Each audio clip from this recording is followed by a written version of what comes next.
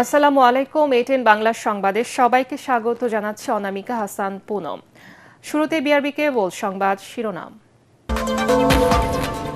যুক্তরাষ্ট্র ইসরায়েলে যৌথ হামলায় খামিনি নিহত। ইরানের নেতৃত্বে প্রেসিডেন্ট সহ ৩ সদস্যের অন্তর্বর্তী পরিষদ ৪০ দিনের শোক। প্রতিশোধ নেয়ার ঘোষণা আইআরজিসির।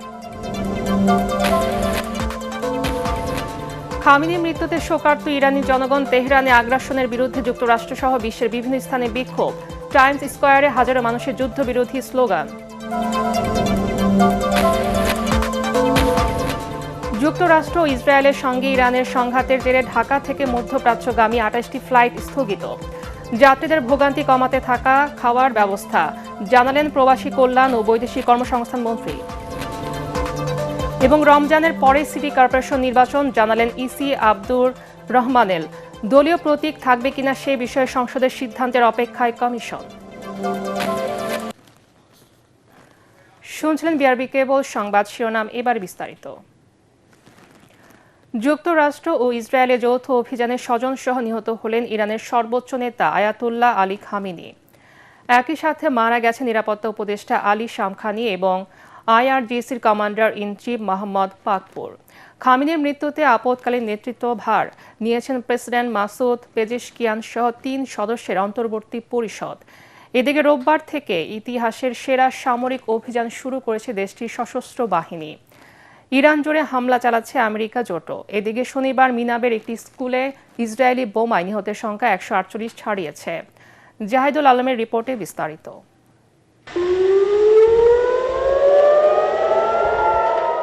শনিবার ভোর থেকেই ইরানের সরকার পতনের জন্য হামলা শুরু করে যুক্তরাষ্ট্র ইসরায়েল।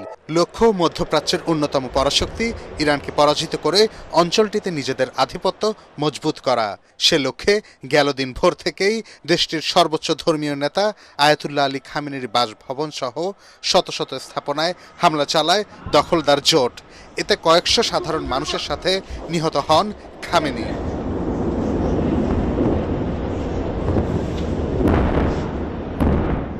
রোববার সকালে বার্তা সংস্থা তাসমিন, ফার্স নিউজ সহ ইরানের সরকারি বেসরকারি সব সংবাদ মাধ্যম নিশ্চিত করে খামেনির মৃত্যুর তথ্য।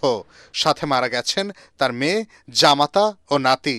খামেনির মৃত্যুর পর আপৎকালীন সময়ে তার দায়িত্ব পালন করবেন দেশটির প্রেসিডেন্ট, বিচার বিভাগ প্রধান ও একজন আইনবিদ। এর আগে খামেনির মৃত্যুর খবর নিশ্চিত করে সামাজিক যোগাযোগ মাধ্যমে ডোনাল্ড ট্রাম্প লেখেন, ইতিহাসের অন্যতম নিকৃষ্ট ব্যক্তি খামেনি মারা গেছেন। একই সাথে সর্বোচ্চ নেতার স্থলাভিষিক্ত কাকে করতে চান সে সম্পর্কে ভালো ধারণা আছে বলেও উল্লেখ করেন তিনি। এদিকে ইরানের শেষ সুলতানের নির্বাসিত ছেলে ও দেশটির মসনদে বসতে চাওয়া রেজা পাহলভি ট্রাম্পকে ধন্যবাদ জানিয়েছেন। এদিকে খামেনির নিহতের ঘটনায় ৪০ দিনের রাষ্ট্রীয় শোক ঘোষণা করেছে দেশটির সরকার। এক বিবৃতিতে বলা হয়, ইরানকে সমুন্নত রাখতে সর্বোচ্চ ধর্মীয় নেতা তার জীবন উৎসর্গ করেছেন। এরপরেই দেশটির ইতিহাসের সবচেয়ে বড় পাল্টা হামলা শুরু করে ইরানের বিপ্লবী গার্ড।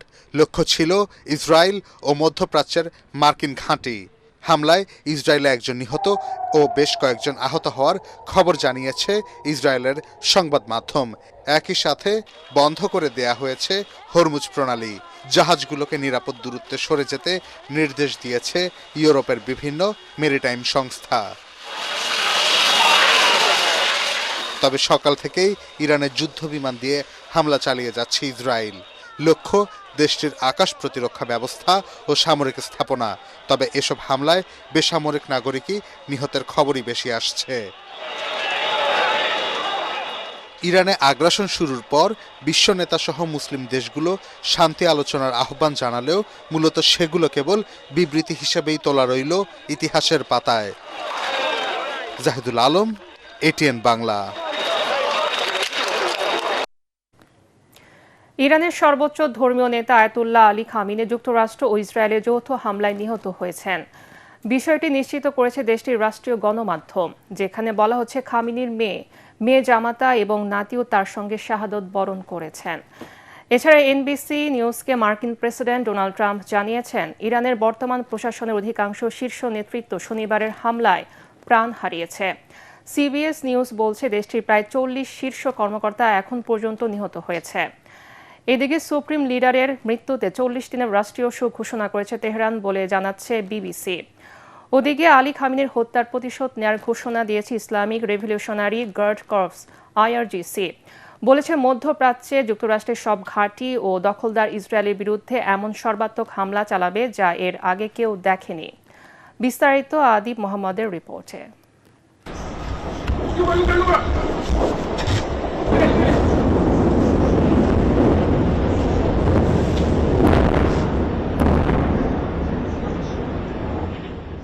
ইরানে রোববারের ভোরের আলো ফোটার সাথে সাথে প্রচণ্ড বিস্ফোরণে কেঁপে উঠেছে রাজধানী তেহরান। শনিবার সকালের মতো এদিনও যুক্তরাষ্ট্র ও ইসরায়েলের ঝাঁকে ঝাঁকে যুদ্ধ বিমান হানা দিয়ে বিধ্বংসী বোমা ফেলে গেছে।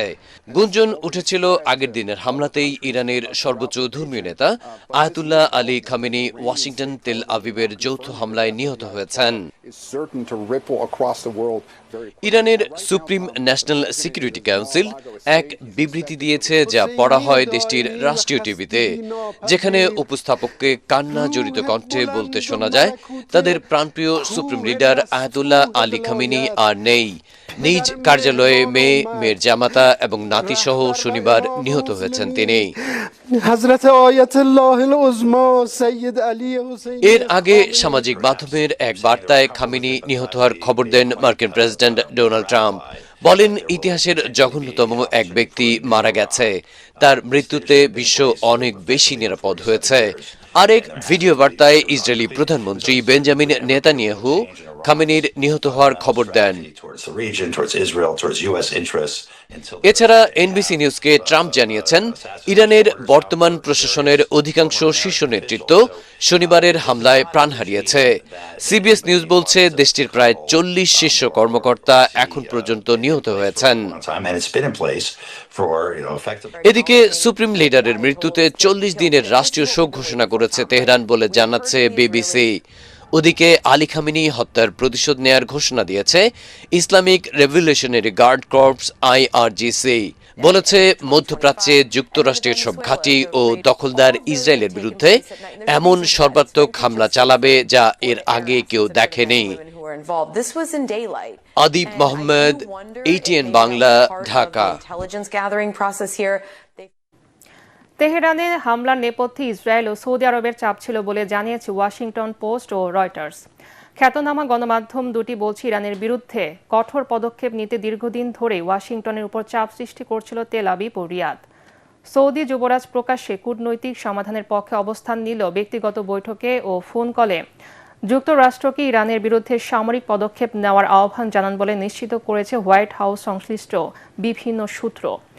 মধ্যপ্রাচ্যে ওয়াশিংটন যদি তাদের উল্লেখযোগ্য সামরিক শক্তি ব্যবহার না করে, তাহলে ইরান আরও শক্তিশালী এবং বিপজ্জনক হয়ে উঠবে বলে সতর্ক করেন MBS। বিশ্লেষকদের মতে, মধ্যপ্রাচ্যে ইরানের প্রভাব মোকাবেলায় ইসরায়েল ও সৌদি আরবের সহ অবস্থান এই হামলার পেছনে বড় ভূমিকা রেখেছে। ইরান জুড়ে যুক্তরাষ্ট্র ও ইসরায়েলের আগ্রাসনের বিরুদ্ধে রাজধানী ওয়াশিংটন ডিসি সহ বিশ্বের বিভিন্ন স্থানে বিক্ষোভ হয়েছে। NBC নিউজ বলছে, শুধু যুক্তরাষ্ট্রের মাটিতেই নিউ ইয়র্ক সহ 60টির বেশি শহরে বিক্ষোভ হয়েছে। টাইমস স্কোয়ারে হাজারো মানুষ সমবেত হয়ে যুদ্ধবিরোধী স্লোগান দেন। এসব বিক্ষোভে অংশ নেয়ারা বলছেন, পৃথিবীর একমাত্র দেশে হিসেবে আমেরিকায় পারমাণবিক বোমার ব্যবহার করে অসংখ্য মানুষের প্রাণ কেড়ে নিয়েছে। সেক্ষেত্রে পেন্টাগনে বিশ্বের জন্য মূর্তিমান হুমকি।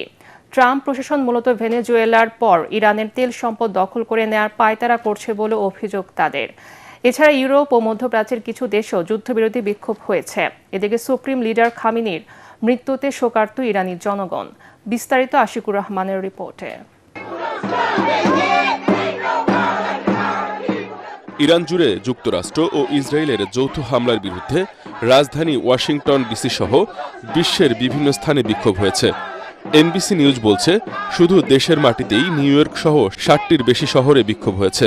টাইমস স্কোয়ারে হাজারো মানুষ সমবেত হয়ে যুদ্ধবিরোধী স্লোগান দেন।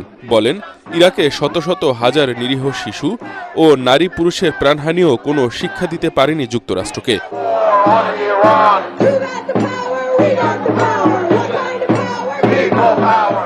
এবার ইরানকে বেছে নেওয়া হয়েছে ধ্বংসের জন্য। বিক্ষুব্ধরা দাবি করেন, তেহরানে নয়, ওয়াশিংটনের প্রশাসনের পরিবর্তন প্রয়োজন।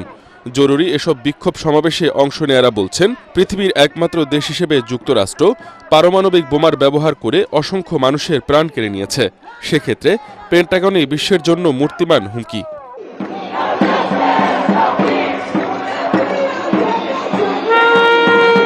ট্রাম্প প্রশাসন মূলত ভেনেজুয়েলার পর ইরানের তেল সম্পদ দখল করে নেয়ার পায়তারা করছে বলেও অভিযোগ তাদের।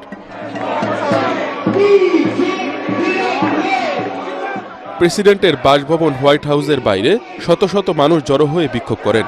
তারা ট্রাম্পকে কুখ্যাত হিটলারের সঙ্গেও তুলনা করে যুদ্ধবন্ধের বিভিন্ন ধরনের স্লোগান দেন। তবে বিপরীত চিত্র দেখা গেছে কোথাও কোথাও। লস অ্যাঞ্জেলেসের ইরানি বংশোদ্ভূতরা যুক্তরাষ্ট্রের আগ্রাসনে উল্লাস প্রকাশ করেছেন, বলেছেন দেশটির জনগণকে মুক্তির স্বাদ দিতে ওয়াশিংটনের হস্তক্ষেপ জরুরি হয়ে পড়েছিল। এদিকে ইউরোপ ও মধ্যপ্রাচ্যের কিছু দেশেও যুদ্ধবিরোধী বিক্ষোভ হয়েছে। ইতালির রোমে ইরানের দূতাবাসের সামনে সমবেত হয়ে অনেকেই দেশটির প্রতি সংহতি জানায়। ইরাকের রাজধানী বাগদাদে হাজার হাজার মানুষ যুক্তরাষ্ট্রের সাম্রাজ্যবাদী মনোভাবের ক্ষোভ জানিয়ে আয়াতুল্লাহ আলী খামেনির সমর্থনে সরব হয়ে ওঠেন।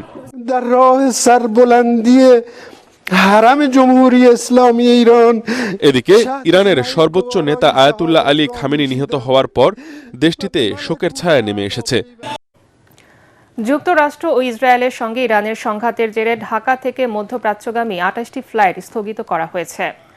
দেশের এয়ারলাইন্সগুলো বাধ্য হয়ে এমন সিদ্ধান্ত নিয়েছে বলে জানিয়েছেন প্রবাসী কল্যাণ ও বৈদেশিক কর্মসংস্থান মন্ত্রী আরিফুল হক চৌধুরী। এই অবস্থায় যাত্রীদের ভোগান্তি কমাতে তাদের থাকা খাওয়ার ব্যবস্থা করা হয়েছে।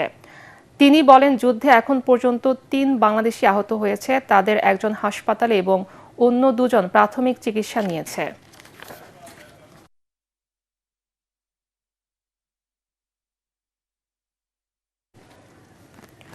ঠাকুরগাঁয় মেডিকেল কলেজ স্থাপনের নীতিগত সিদ্ধান্ত নেওয়া হয়েছে। এই লক্ষ্যে জেলা ২৫০ শয্যার জেনারেল হাসপাতালকে ৫০০ শয্যায় উন্নীত করা হবে, জানালেন স্থানীয় সরকার, পল্লী উন্নয়ন ও সমবায় মন্ত্রী মির্জা ফখরুল ইসলাম আলমগীর। ঠাকুরগাঁও জেনারেল হাসপাতাল পরিদর্শন শেষে সাংবাদিকদের সঙ্গে আলাপকালে তিনি বলেন, স্থানীয়দের মানসম্মত ও আধুনিক স্বাস্থ্য সেবা নিশ্চিতে প্রয়োজনীয় পদক্ষেপ নেবে সরকার। মির্জা ফখরুল জানান, মেডিকেল কলেজ স্থাপনের প্রক্রিয়া এগিয়ে নিতে হাসপাতালের অবকাঠামো ও শয্যা সংখ্যা বৃদ্ধি অপরিহার্য।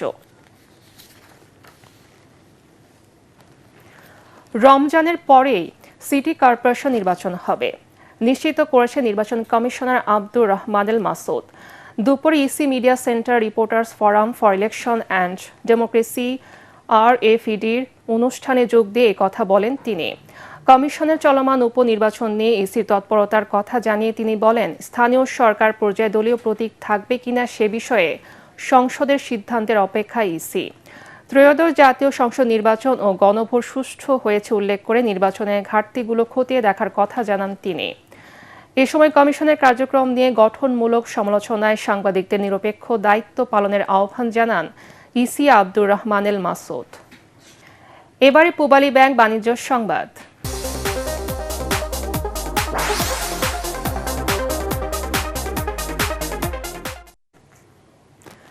কম পুঁজি কম ঝুঁকি কিন্তু লাভ বেশি, এভাবে ঝালকাঠিতে সম্ভাবনার নতুন দিগন্ত খুলেছে কুল চাষ।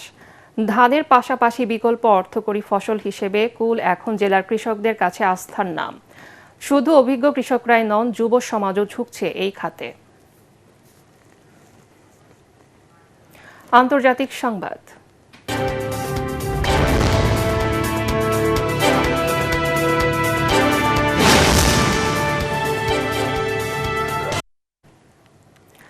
আফগান তালেবানদের বিরুদ্ধে পাকিস্তানের সামরিক অভিযান বন্ধ হয়নি, বরং নিরবিচ্ছিন্নভাবে চলছে বলে জানিয়েছে পাকিস্তান সরকার।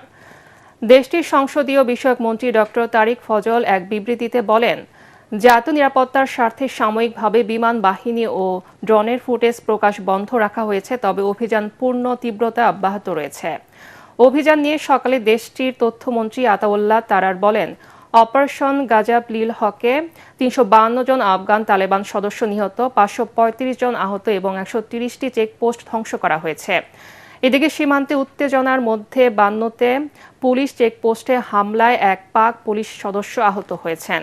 এছাড়া নিরাপত্তার স্বার্থে করাচিতে উচ্চ সতর্কতা জারি, বাজাউরে বাইকে একসাথে 2 জনের চলাচল নিষিদ্ধ এবং আজাদ জম্মু ও কাশ্মীরে 30 দিনের জন্য ড্রোন উড়ানোতে নিষেধাজ্ঞা দেওয়া হয়েছে। অভিযানের স্বার্থে এই সংক্রান্ত সব ধরনের তথ্য ও ছবি প্রচার বন্ধ থাকবে বলেও জানানো হয়। এবারে খেলার খবর।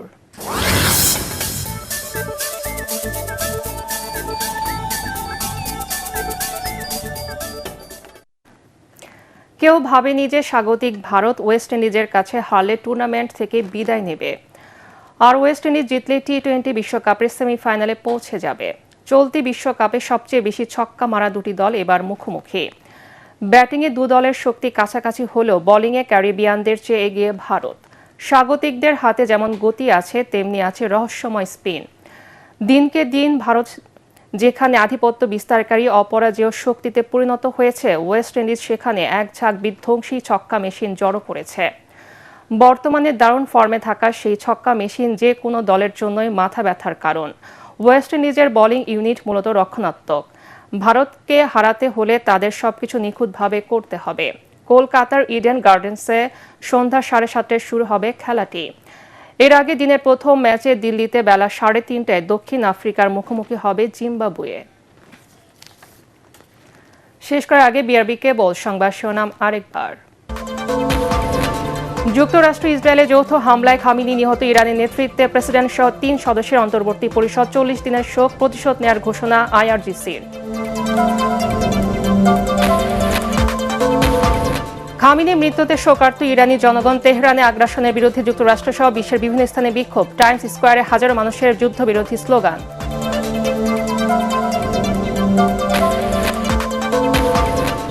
যুক্তরাষ্ট্র ইসরায়েলের সঙ্গে ইরানের সংঘাতের জেরে ঢাকা থেকে মধ্যপ্রাচ্যগামী 28টি ফ্লাইট স্থগিত। যাত্রীদের ভোগান্তি কমাতে থাকা খাওয়ার ব্যবস্থা জানালেন প্রবাসী কল্যাণ ও বৈদেশিক কর্মসংস্থান মন্ত্রী। এবং রমজানের পরে সিটি কর্পোরেশন নির্বাচন জানালেন ইসি আব্দুর রহমানেল। দলীয় প্রতীক থাকবে কিনা সে বিষয়ে সংসদের সিদ্ধান্তের অপেক্ষায় কমিশন। পরবর্তী সংবাদ দেখার আমন্ত্রণ জানিয়ে এখনকার মতো শেষ করছি। ATN বাংলার সংবাদ ইউটিউবে দেখতে ব্রাউজ করুন, YouTube/ATN বাংলা নিউজ। ধন্যবাদ সবাইকে।